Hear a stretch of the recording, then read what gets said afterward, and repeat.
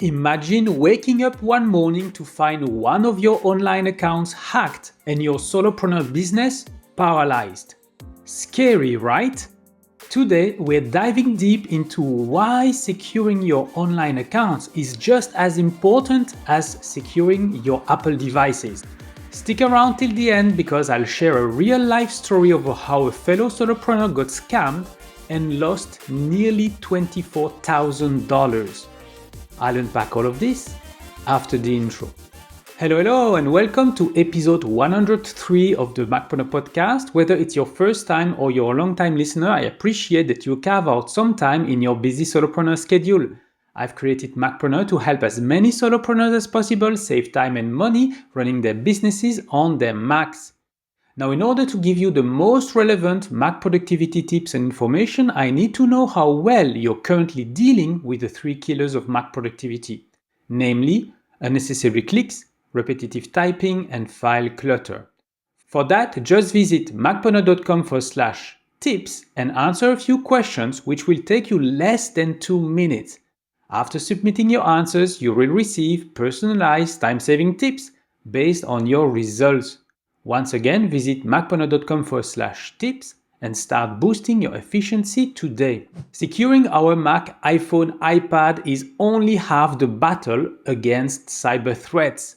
The other half is keeping our online accounts secure too. Think about it. Your finance, marketing, operations accounts, all crucial to your solopreneur business, are at risk. Now, we covered ways to streamline all those processes during season 4, and if you missed it, I recommend visiting macpreneur.com/season and the number 4, where you will find all the episodes in reverse chronological order.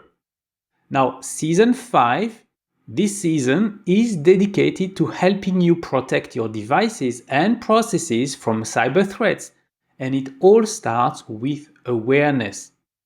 Now, I've split this episode in 3 parts. First, I'll do a quick recap of episode 97, which covered why solopreneurs need to be proactive about digital security. Then, I will explain the 6 main motivations of hackers. And finally, I will expand on the different ways that they make money compromising the online accounts of solopreneurs like you and me.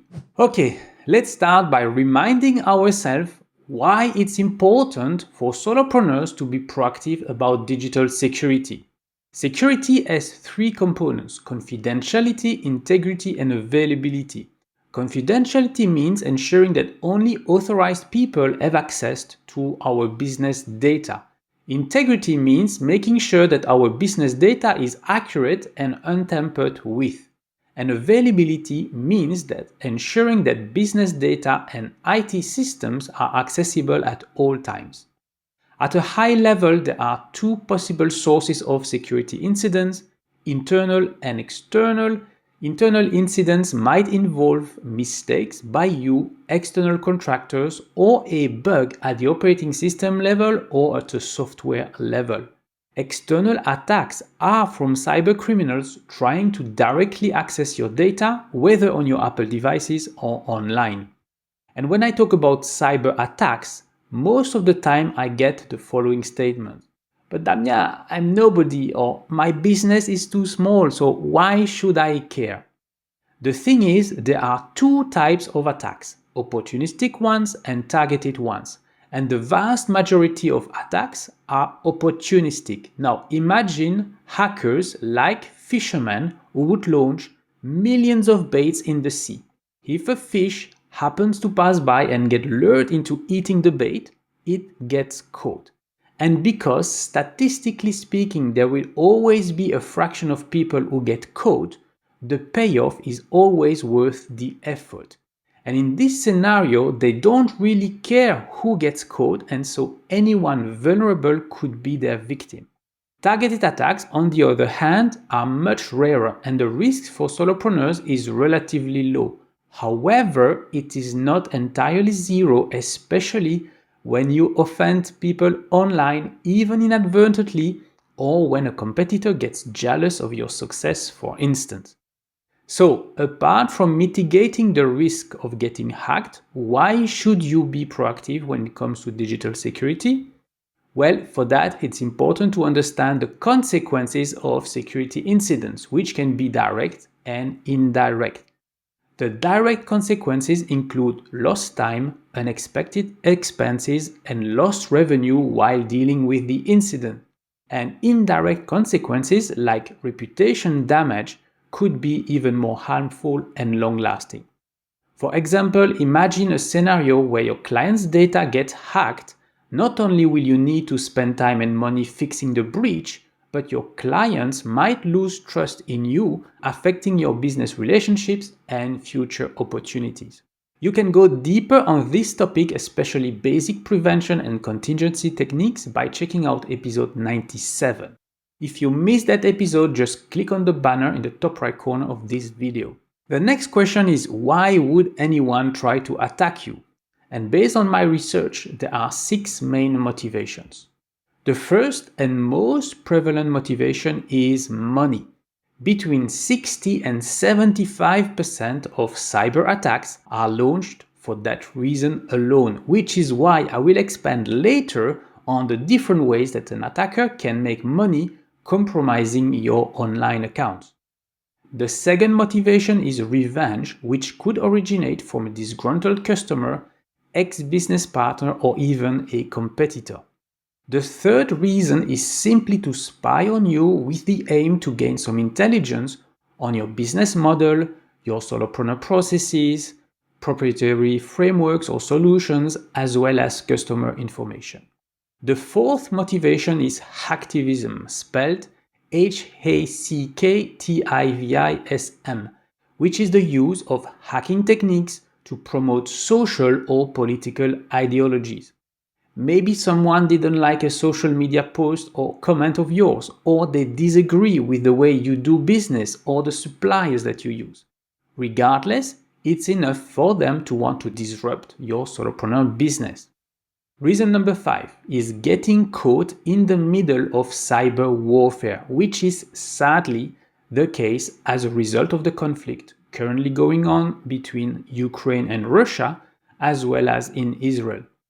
Regardless of the camp you're in, operating an online business from a war zone faces many challenges, some of them the result of attacks on the communications infrastructure.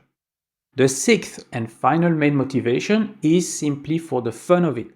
Some people unfortunately get bored very easily, and one of the things that makes them come alive is the challenge of finding a way to break in. Now, these motivations are not mutually exclusive. In other words, an attacker might be motivated by political reasons and then start by spying on you to better understand how you operate and what your online weaknesses are, and then they might realize that they could make some money as well. And speaking of making money, let's have a look at the different ways that attackers can achieve that by compromising one or more of your online accounts. One way would be to go directly to the source by siphoning your business bank account or maxing out your business credit card limit. How? By compromising your e-banking credentials. This is not an easy feat since most banks now have implemented strong multi-factor authentication systems. However, the risk is not zero. Another way would be to take over your online payment processor of choice like Stripe or PayPal and then change the payout destination. If you have an online store on Shopify, Etsy, Gumroad, and the likes, chances are that you've configured an online payment processor. So, by changing it to theirs, any sale made on your store would get credited to them until the situation gets resolved. If you run ads using Meta Business Suite or the Google Ads platform, you have configured a way to pay for those ads, most probably via your business credit card. About 2 months ago, a client of mine got scammed and lost control of one of its Facebook pages. In a couple of hours, the attacker maxed out my client's credit card by running ads for themselves.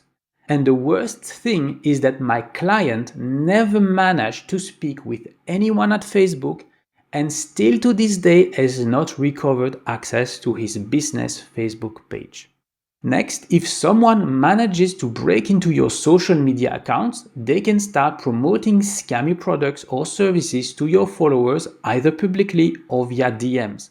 And by impersonating you, attackers can also induce your family and friends to send them money, pretexting a random urgent issue that you might have. And whether it's your business email account or the email marketing service you use, getting it compromised allows an attacker to send emails with links to a lookalike website or an online store.